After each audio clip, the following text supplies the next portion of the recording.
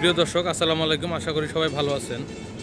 বাংলাদেশে অন্যান্য যেখানে বন্যা হয়, এই বন্যার তুলনায় উত্তরবঙ্গে যে বন্যাটি হয় এটি প্রচুর পরিমাণে ক্ষতি হয়। প্রায় ধরা যায় যে দক্ষিণবঙ্গে, সিলেটে যে ধরনের বন্যা হয়েছে, এই ধরনের বন্যার চেয়ে মোটামুটি প্রায় 40 থেকে 50 গুণ বেশি ক্ষতি হয়ে থাকে এই উত্তরবঙ্গে।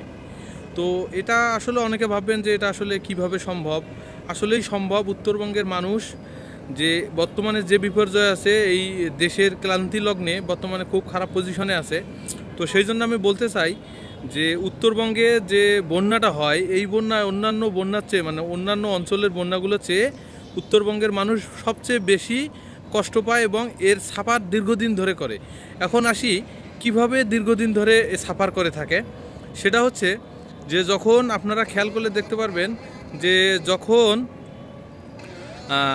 বন্যাটা হয় তখন আমার এলাকার মানুষ, যদিও আমি উত্তরবঙ্গের মানুষ, আমার এলাকার মানুষ বেশিরভাগ মানুষ আমন ধান চাষ করে থাকে। তো অন্যান্য অঞ্চলেতে দেখা যায় যে ধান যখন চাষ করে না তখনই বন্যাটা হয়ে যায়। তারা সাময়িক 15 থেকে 20 দিন, 1 মাস খুব কষ্ট করে জীবনযাপন করে। সরকারি ত্রাণ এই ওই হাবিজাবি অনেক কিছু নিয়ে তারা জীবনযাপন করে খুব কষ্টে। কিন্তু এই উত্তরবঙ্গের যে বন্যাটি আসে শেষ সময়, তখন দেখা যায় যে 15 থেকে 20 দিন বা 22 দিন এই পানিটা থাকে। তো এই পানিটা থাকার সময় দেখা যায় যে মানুষ অনেক কষ্ট করে, প্রায় না খেয়ে থাকার মতো থাকে। এবং এটা তো দূরের কথা, এছাড়াও আরেকটা জিনিস, সেটা যে আমাদের দেশে ধান হচ্ছে একটি খুব মানে পরিচিত একটি ফলন। এই ধান চাষ করে আমাদের এলাকায় বর্তমানে যারা আমন ধান চাষ করেছে, তাদের সেই আমন ধানগুলো দেখা যায় যে এখন শীষটা কেবল বের হবে। তো শীষটা বের হবে, এই শীষ বের হওয়ার আগে আগে মানুষজন, মানে যারা কৃষক রয়েছেন, তারা ইউরিয়া সার ছিটিয়ে দেয় যাতে ফলনটা খুব ভালো হয়। তো এই জন্য ইউরিয়া সার ছিটিয়ে দেওয়ার কারণে ডালটা একটু শক্তিশালী এবং তরতাজা হয়ে থাকে।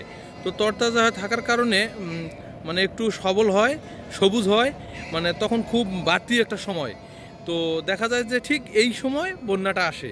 এই সময় বন্যা আসলে দেখা যায় যে জমিতে সার প্রয়োগ করা হয় নাই, সেই জমিতে 12 থেকে 13 দিন পর্যন্ত যদি পানি থাকে, তারপরও কিছু ধান বা কিছু ফসল পরে পাওয়া যায়, মানে বন্যা শেষে।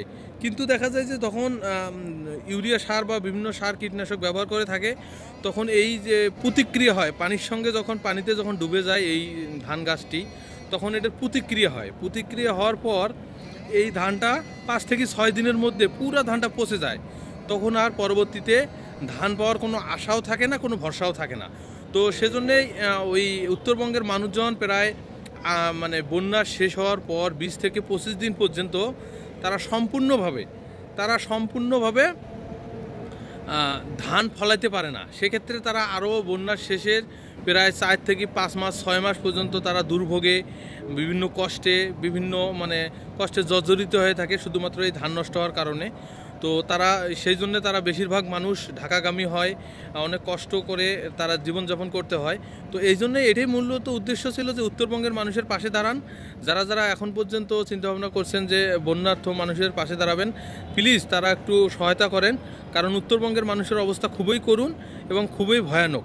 তো আপনারা যারা আমার চ্যানেলটি নতুন দেখতেছেন, তারা অবশ্যই সাবস্ক্রাইব করবেন এবং ফেসবুকে যারা দেখতেছেন তারা ফলো করবেন। তো ধন্যবাদ সবাইকে। এ পর্যন্ত ভালো থাকবেন। আসসালামু আলাইকুম।